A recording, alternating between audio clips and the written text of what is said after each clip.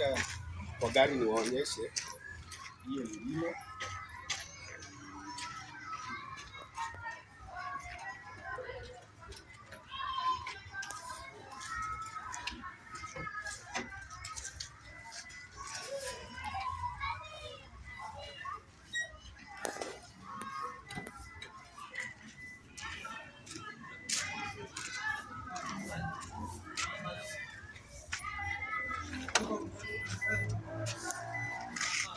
Hii sasa hapa, hii ndio diagnosing machine.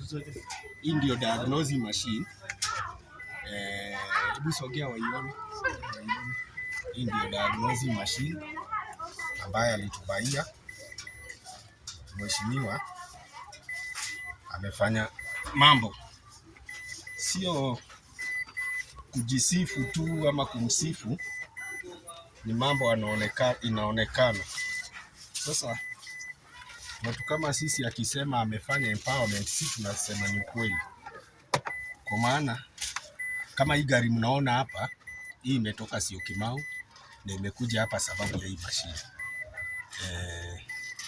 Sisi kitambo tulikuwa tunaenda industry kwenda kufanya diagnosis na unalipa. Lakini kwa saa hii Simon Mbogo akakuja, empowerment yake unaona imetusaidia. Sasa tunajifanyia diagnosis sisi wenyewe. Ndio tunafanya diagnosis. Sasa hii gari, hii ni pesa nimekula. Na hii yote ni kwa sababu ya Honorable Simon Mbogo. Sometimes tukisupport mtu, hatusupport tu kusupport, ni ile kazi mzuri anayofanya.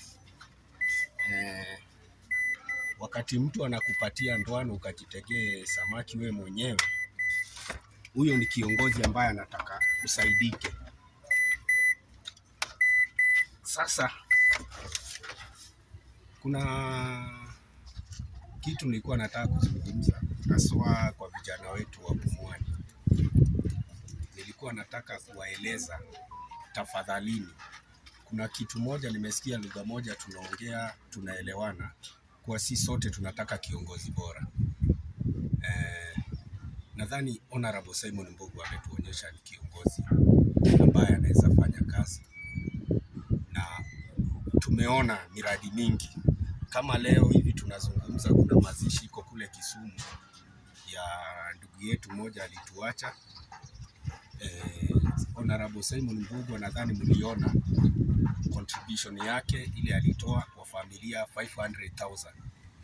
Si kiongozi yote anaweza toa hiyo pesa, kusema kweli. Ni mtu mwenye roho ya imani na anajali watu wake. Sisi hapa tukisema ni hesabu ile budget yetu ile alitumia hapa, alitumia, na ndio ilifanya mimi nione kweli huyu ni kiongozi. Sasa nilikuwa naomba vijana wa Kamkunji, tafadhalini, tusidanganyike. Tunajua ni wakati ya kampeni. Tusikae tu mtu aje atudanganye na 500, 200, alafu tumpigie kura baada ya 2027 tena turudi pale pale kwa kilio.